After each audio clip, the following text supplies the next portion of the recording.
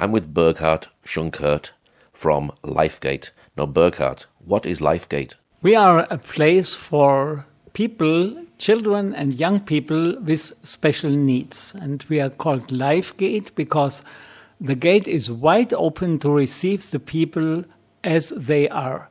They are welcome here to different programs for rehabilitation, including education, medical care, therapy, and we work intensive with parents and family members.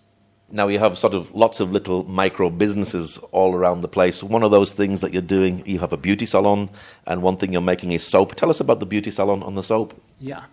Yeah, we are living in a country, let's say, where people with special needs are not receiving any support from official places, neither institutions.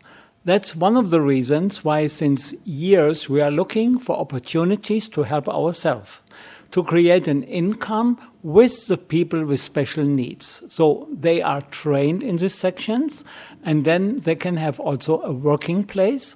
But many, after training, return to their home areas, villages and cities, and they open a little business themselves. So we were thinking in the last years, besides already 10 different professions we are teaching in the institution, what we could add. And one thing which is very, very nice also for ladies in wheelchairs is to learn manicure. So together with manicure, we created a hairdressing salon. So now we have a salon where a hairdresser, a lady, is teaching ladies how to create a nice haircut. And the same lady also is professional in manicure. So we're training ladies in manicure. Later, they can open a little salon in their homes. Mosaic is something which belongs to the country since ancient years. You find the old Roman mosaics everywhere in ancient sites. And we thought these little stones and making a piece of art out of it is a very, very nice opportunity. And so, because some things happen in the same time. A group of people sits around a table. Everybody has in front of him space. And also wheelchair drivers are included. And now they have a little pattern and they start searching stones with different colors and put them together and creating their own pictures. In a later stage, these things which we are creating can be also practical. We can use it as something, you can put a pot on it, you can hang it on the wall, you can do all kinds of things with it, but it's an original piece of art a young person did. And they can take it also home and show their parents. And they're very proud of it. And with making soap, you've got so many olive trees here and olive oil. It's a great way of using the resources that you've got here in the country. Yeah, Lifegate since years is exporting olive oil indeed to Europe, mainly to Germany. And we are famous for our good quality oil from the Samarian mountains. And there's always, in the end of the oil harvest, some leftover of oil, which is not sellable as oil for food, for example. And this oil you can purchase quite with a reasonable price, and you can do out of it soap on the base of olive oil. But we add other flavors, only natural flavors, let's say from plants with a nice smell. And this soap we would like to produce for hotels and guest houses in the future, who need them ongoing actually, but also again for our European market. Now, I've been here many times before and you have greenhouses on the property. Tell us how your greenhouses are. What do they look like? Yeah, this is another problem in the country, that we have a lot of waste material, especially plastic bottles and also these old wooden pallets. And we thought out of these two elements, plastic bottles and wooden pallets, we can do something very meaningful. We can build greenhouses. And this we started some years ago. And every year we build around 4 greenhouses, and we build planters also from waste wood, which are inside. And we make it in a way that, for example, a wheelchair driver can work on these planters. So the greenhouse is big enough that a wheelchair can go inside and somebody can really plant and later hopefully harvest the goods in this house. The house costs us almost nothing, only work, of course. And we built them in a way that it has 5-6 parts, can be dismantled here on the spot, and we transport it to a home of one of the young people who learned to build it and also to work in it. And then we rebuild it in the home of the person. And they can create a little income with the products they are growing there, which could be vegetables, could be flowers. It helps the families, but they also can sell the goods which they produce. Now, one of the heroes of the faith that everyone sort of knows the story of is Johnny Eriksson Tada, who was made disabled through a swimming accident. You have a relationship with her. Tell us about the relationship and the bond you have with her. Yeah, that is a very nice story. I think I was 16 or 17 years old when in Germany, where I'm original from, her book of her accident and her life, how she came to face, crossed my way. And I read this book, and this was my first touch with the life of this lady. Then this was somehow deep in my heart and also in my brain, and I think my love for working with people with special needs has something to do with this book. Many, many years went in my life, and at a certain stage we were asked from friends in Jordan if maybe some people from Lifegate's therapists could come over and help with the wheelchair distribution. And we had in this time also an American volunteer, and we had some therapists who were ready to go, and we joined a wheelchair distribution in Jordan. And there was a little American team from Johnny and Friends, and actually all these wheelchairs were donated by Johnny's ministries in the US. So this was the first time we had contact with people from Johnny and Friends. Took some years. We invited them every year, come over to our site, see what we are doing. And in a certain stage, a little group came, visited Lifegate, and this was the icebreaker. From this moment on, a wonderful friendship was developed. I was invited to the US, and I went, with my son, Mika was 14 years old in this time, and I could meet Johnny the first time in my life and thank her for her book and for this, what she did in my life. 2 years later, we were asked by Johnny and Friends if we could overlook some countries in the Middle East for 3 things: wheelchair distributions, program Johnny and Friend does, it's called Beyond Suffering.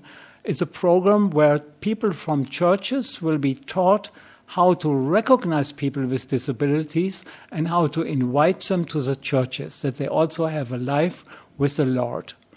And the third thing, they do family retreats for families who have a disabled or more disabled children. And this we do since 2 years also now in our little guest house, Lifegate Garden in Bethlehem. The family retreats were wonderful. Many families came and we spent 3 days together. And what is nice in this work with Johnny and Friends is that my experience in Lifegate, which is 35 years, I can bring in all these other countries in the Middle East where we are invited to help, and Palestinian people go to help with us. Very important. They are not victims anymore. They are doers of many beautiful things in our neighboring countries. Wow, amazing to hear. And obviously when you said about getting churches involved to understand about disability, that's really important here in the community, isn't it? Because I don't think many people really understand disability, and many children are sort of thrown to the side. Right, that is a very good point. Yes, I'm myself reaching out to the local congregations, and can say we have a wonderful relationship with Emmanuel Church in Bethlehem, where the young people are helping us in these family retreats now since 2 years. And also I can invite people to lecture to the parents in the same time. But we're reaching out also to other congregations here in our area. And this is what is very, very important, that really we are opening our churches and our hearts for people with special needs. And thanks God, some of the people here in Lifegate, they're going now regularly to some of these churches, and they are integrated in this life. Do you have a basketball team here as well? Yes, thanks God. We have since many years a wheelchair basketball team. And we are training every Friday, and we are very well trained. We've had war here in the Holy Land. How has that affected you here at Lifegate? Yeah, first, of course, the daily news, let's say, the sadness in so many people's life by knowing somebody who was or injured or even killed in this war. Then, of course, the fear about the missiles who were shot in our country. Even here in the Palestinian area, it was more the parts which fall on us sometimes when a missile was shot down. The hatred between the people and the hopelessness. This is all very, very heavy. And also we felt it here in Lifegate. There is like a heavy cloud over the whole area here. But walking in faith day by day, and we worked normally, there was almost no interruption at all. And God held his hands above this place where we are sitting here. And we could give our children, our young people, but also their parents and our team stability. They could come to work every day. They received their salary in the end of the month, while many family members lost their jobs, especially in tourism in our area. So the salary of Lifegate was the only money they had to live from. So all this is a gift from God, is a gift from the people who helped us through this difficult time. But also our local income was not as before. The guest house was empty. The laundry had almost no work because the hotels were closed. No tourist group came to visit us before. We had 3 groups a week coming to Lifegate. Nobody came anymore. But even so, we made it month by month, and this is God's grace and God's help. So even though the tourists didn't come and you make product for the tourist industry, you have a catalogue so people can actually still buy and purchase some of the things that you make. What's the website? How do people actually get to see that? Yeah. Thank you for mentioning it. Yes, of course, our goods are for sale in Europe, in Germany, but also here. Our website is lifegate-reha.org, and there you find all the catalogs of Lifegate, and there people can order the goods. Is it exciting coming into work day by day? Why do you do the work you do?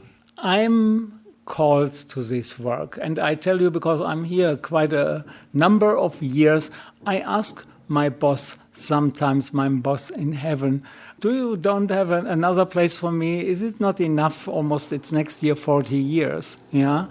You know, yesterday was this word in my little prayer book, don't be afraid. My grace is enough for you.